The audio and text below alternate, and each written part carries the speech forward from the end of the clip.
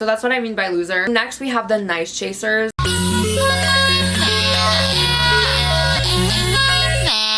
Hi everyone, today we're going to talk about trans dating. If you are not trans and you're watching this out of curiosity, you are more than welcome. Honestly, this video is like pretty much for everyone because there's so many misconceptions about dating with like in regards of like trans people. As a 23-year-old trans girl that transitioned when I was younger, I have a lot of experience with different types of men. Number one, we're just literally going to get into it. You need to remember that all of your feminine features and your feminine gestures you worked for. Everything that someone sees about you that is female and like very feminine, it didn't come easy. That's something to show. Like that is kind of like you're born with a canvas and then trans people literally have to repaint their canvas and it's your art. You need to be proud of it. Remember where you started. You always have to go back to there when you are feeling insecure or you're not sure of yourself. Be proud of who you are and own it. Own the fact that you're trans. There's not a lot of trans people in the world. That makes us rare. We have a different experience as women, as trans women. So it is important to remember that you can't be treated like shit. What you have, you worked so hard for and you've been through hell for, because trust me on it, when you transition, no matter where you are in life, if you're in high school, middle school, college, or you're grown and you have kids, it will never be easy. So what you did came with a lot of courage and you literally went through all of it and you should be proud of that. Own the trans label that is in front of your name. Don't let anyone treat you like shit, because in our community there's such a standard for us to have a man, because you know when you think about feminine, you grow up, you never get to be feminine, and then when you're able to be in a relationship, like you're old enough, you really want to jump the gun and like get one as fast as possible, so you let them treat you like shit. The full female fantasy is I look girly, I look femme, I have a man and like he's masculine, like that's the fantasy. But you can be alone and you have to love yourself before going and being with someone else. No one is going to want to spend time with you if you don't love yourself. People are going to see it. Humans feel the energy. Even if, you know, the dumbest people, they'll always, it's like an instinct. We always will feel energy. Number one, own it. Be proud of it and be proud of yourself for going through all of that. Okay, so now I'm going to talk about the 5 categories that are men. In like the trans regards, you know, the trans aspect of it all, there are 5 categories. Usually boys don't give a fuck. They do not care. Something else you need to remember is that most of the men have such a toxic masculinity and it's not their fault. Most of them, it's not their fault. You know, society like molds us into something that usually have to put on a facade and be someone that we're not. So a lot of men put on a facade of being hyper masculine and that becomes toxic.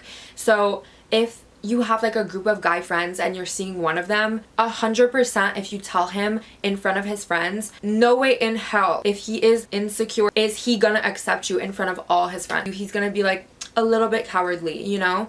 It's been like that for years. The younger they are, the most they could be this way. I realize that the more I get older, the more I want a man that is older than me, because they had time to reflect on who they are. Most of them have realized that that facade is not really worth the stress and the anxiety. I was watching Love Island the other day and there's this guy, you guys are probably gonna know who I'm talking about, but he was walking like so weirdly, like a masculine, like you know when guys like walk, they walk like this, like so weirdly, and that is a perfect example.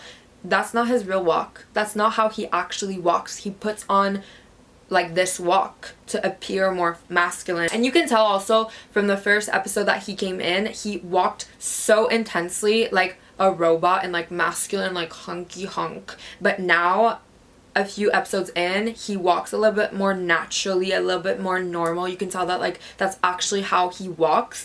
So that's like a perfect example of guys putting on a facade. You can already tell when like a guy is insecure. So let's get into the 5 categories, okay? Number 1, yes, I wrote them down. Loser chasers. If you don't know what a chaser is, it's men that literally have like a fetish for trans women and they are looking for trans women, and I would say like 90% of the time they are looking for a trans girl that hasn't had the surgery. I've had chasers that want me just because I'm trans and they know I'm post-op, but they like like the fact that I'm trans, but most of them, they really want the pre-op like fantasy. What I mean by loser chasers is that they will love you, they will, you know, eat you up, they're gonna be obsessed with you, they're gonna want to see you all the time, but they will not want to be seen in public, and they will not ever want that like side of them to be outed. Like they will never want anyone to like call them a chaser, like know that they actually like trans women. So that's like giving loser vibes and like coward. I know this chaser, he's a pop star, like a rapper, and he was talking to my friend who is trans, and he literally has a career at this point of having, you know, relationships with trans girls in like the back rooms, like hidden, and he makes them sign contracts. And he is known because, like, you know, word gets around even if you sign a contract. Like, I'm sure some of them like spilled. Basically what had happened, he sang in a song with this other girl, and this other girl invited that trans girl in the music video, and he basically told the girl that was singing with him, don't put her in it, I don't want to have a trans girl in my music video. So that's what I mean by loser. Next we have the nice chasers. Basically the same thing, except they don't care what people think. Chasers, losers, and nice are about 30% of men from like my eyes. Third one is open-minded straight guys. These are the best ones ever. These are the ones that you want to pursue dating. This is the reason I don't tell guys I'm trans at first. I've been doing that because I'm kind of like traumatized from like an experience I've had, but I used to never tell them because I was so scared of chasers, and I would never ever want to have like a relationship with a chaser. I don't know why, it just makes me feel like he sees me as an object. So I would never tell them so that I couldn't attract the chasers, because if you tell that you're trans at first, you might get a lot of chasers because they're looking for it, and then when they see you're trans, they want you. So I wouldn't tell like them at first. So then we would go on like different dates and like, you know, spend days together. Most of them already know what it is. In LA there's a lot of them, because in LA there's so many trans girls. Guys there have a lot of experiences with trans girls because there's so many that most likely one of them has gotten on a date with one. The open-minded straight guys, they really know their sexuality and they know they're straight, and you know, when they look at a girl like, look at me, would a gay man like me? So the open-minded straight guys will literally accept you. They are gonna have genitalia preference because obviously if they're straight, they don't want you to be pre-op, they want you to be post-op. They know how to treat women, you know? And even if these guys don't date a trans girl, they will treat that girl really good. Like, those guys are gems. So I feel like this is giving like 20%, I would say, of the men population. Fourth one is the closeted bisexual or gay man. These make about 40% in my eyes. Again, this is not like scientific. Those kind of guys will always freak out. And like when you tell them that you're trans, they'll be like, ew, oh my god, I can't do that. And then watch them come back. I have never ever had a guy like shut me down because I'm trans and then not come back later. Maybe like once or twice, but most of the times after that, they will always come back on Snap. They'll try to add you on Snap because they don't want people to know. But weren't you like so fucking upset and like disgusted with it? Most of the times when guys are upset and like disgusted and like they show that they are so angry, it's because they have something to hide. Like they're putting on a show because it like hit something in them. And if there's nothing to hit, then you know, they're just gonna be like, I'm sorry, but that's not my thing. And yeah, so these guys are something else actually. Last one, which is the fifth category, is the non-open-minded men.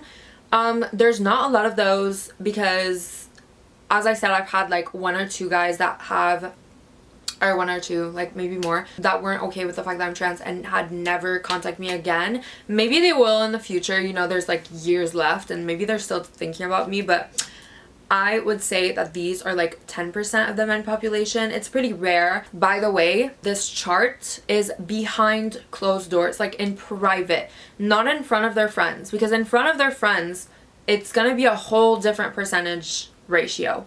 Because as I said in the beginning of this video, when guys are with their friends, they will not have the same reactions. My Omegle videos, if I go on Omegle and the guys are like with different guys, when I tell them I'm trans, oh, they're gonna freak out and they're gonna like put on a show and be like, what the fuck? If they're alone, you can literally see it. They don't give a fuck. As I said before, if you are dating a guy and then you tell him that you're trans and he's like really not okay with it and he like makes a scene, you're not done with him, girl. Like, he's gonna come back in your DMs. Trust me, he's gonna find a way in your life to like contact you or something.